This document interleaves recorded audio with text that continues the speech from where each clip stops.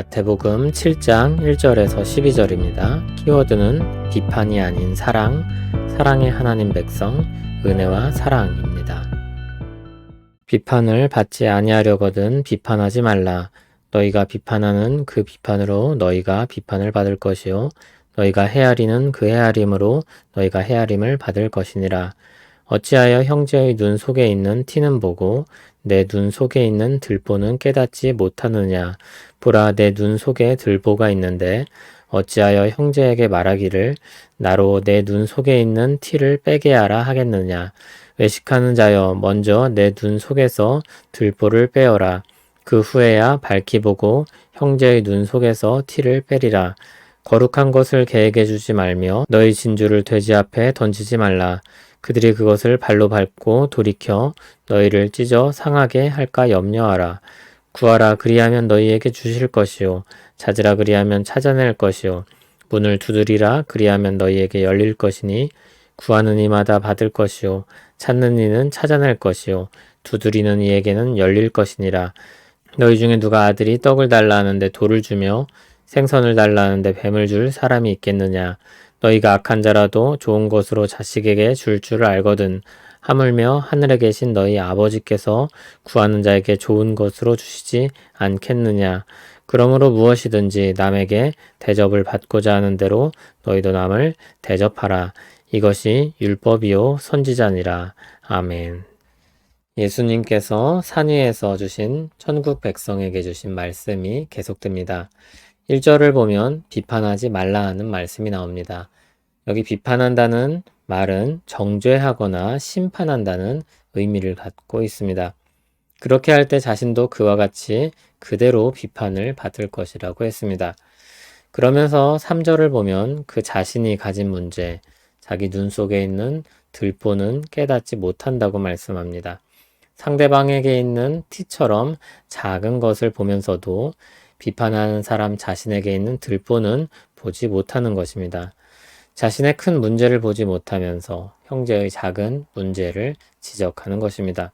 이처럼 자신의 문제를 내버려 둔 채 다른 사람을 지적하는 사람을 가리켜 외식하는 자라고 5절에서 말합니다. 자신에게 있는 허물이 있는데 자신에 대해서는 판단하거나 정죄하지를 않고 다른 사람의 허물을 판단하고 정죄하기 때문입니다.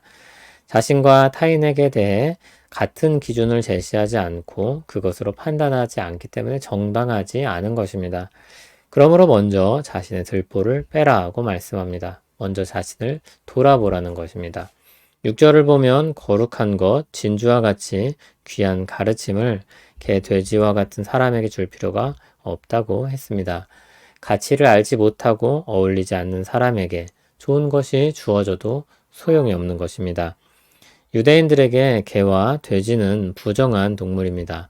그런데 이렇게 빗대어 말한 대상이 사람이기 때문에 굉장히 강력한 표현이 아닐 수 없습니다. 이들은 5절에 언급된 외식하는 자를 가리킵니다. 자신의 허물은 그대로 둔 채 타인을 비판하고 정죄하는 사람들입니다. 완전한 사람은 아무도 없습니다. 그러므로 사람은 판단하고 심판할 위치가 아니라 하나님께 도움을 청해야 할 위치에 있습니다. 그래서 7절을 보면 하나님께 구하라는 말씀이 나옵니다. 청하라, 구하라, 두드리라. 앞의 맥락을 생각하면 이 청함과 구함과 두드림은 하나님 나라와 그의 의와 연결지을 수 있습니다. 하나님 나라 백성으로서 하나님 아버지께 구할 때 하나님은 좋은 것으로 주실 것입니다. 12절을 보면 이 단락의 결론이 나옵니다. 흔히 이 부분을 황금률이라고 부릅니다. 남에게 대접을 받고자 하는 대로 남을 대접하라는 것입니다. 부정적으로 표현해보면 내가 싫어하는 일을 다른 사람에게 행하지 말라는 것입니다. 하나님 아버지가 우리가 구할 때 주심을 믿고 정죄와 심판이 아니라 은혜와 사랑으로 살라는 것입니다. 그것이 율법과 선지자라고 했습니다. 하나님이 주신 구약 성경의 요약입니다. 다른 말로 하면 이웃사랑의 계명이라고 할 수 있습니다. 예수님은 이웃사랑의 계명을 지키라고 말씀합니다. 그것이 하나님의 말씀입니다. 이를 말씀하기 위해 예수님은 먼저 인간의 연약한 본성과 판단하기 좋아하는 죄성을 언급하십니다. 그리고 선한 것으로 주시는 하나님 아버지에 대해 말씀합니다. 우리가 할 일은 판단이 아니라 믿음과 사랑입니다. 황금률과 유사한 말을 하는 사람들이 많습니다. 다른 철학이나 종교에서도 종종 나타납니다. 그러나 이렇게 적극적으로 대접을 받고자 하는 대로 남을 대접하는 사랑에 대해 말하지는 않습니다. 베푸시고 사랑하시는 하나님 아버지가 없기 때문입니다. 하나님 아버지의 존재로 모든 것이 달라집니다. 악에 대해서는 그분이 공의로 심판하실 것입니다. 우리는 그분이 베푸시는 사랑으로 말미암아 살게 됩니다. 그래서 우리는 정죄나 복수를 내려놓고 하나님의 사랑으로 사랑하며 살도록 부름받습니다. 그러므로 이 말씀은 준 만큼 돌려받는 기브 앤 테이크를 가르치고 있는 말씀이 아닙니다. 선하신 하나님 아버지가 주신 것과 또 주실 것을 토대로 살아가도록 하는 가르침인 것입니다. 기독교는 선하게 살자는 정도로 퇴색되기 쉽습니다. 그러나 성경은 그것을 철저히 깨뜨립니다.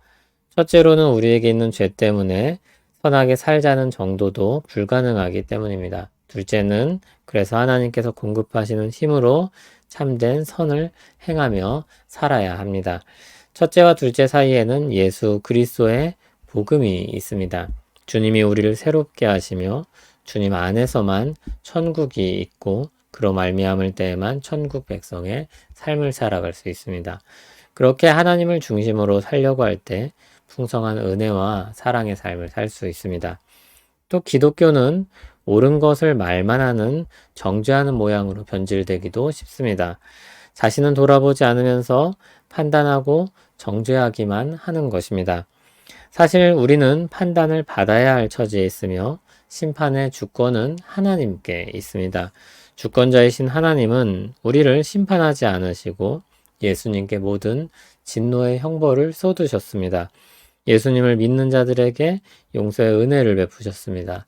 우리가 그런 은혜를 받았습니다. 사랑을 받았습니다. 우리는 그 사랑으로부터 출발한 사람들임을 잊지 말아야 할 것입니다. 우리를 사랑하시어 은혜를 베푸신 하나님을 찬송합니다. 우리는 쉽게 누군가를 정죄합니다. 우리에게 없는 심판의 권한을 사용하려고도 합니다. 심판받을 죄인이 심판자가 되려고 합니다. 그런 우리를 용서하시고 은혜를 베푸셨으니 우리도 그렇게 살게 하옵소서. 우리가 하나님의 은혜로 출발한 사람들임을 나타내고 은혜를 베푸시는 하나님께 영광 돌리며 살게 하옵소서. 예수님 이름으로 기도합니다. 아멘.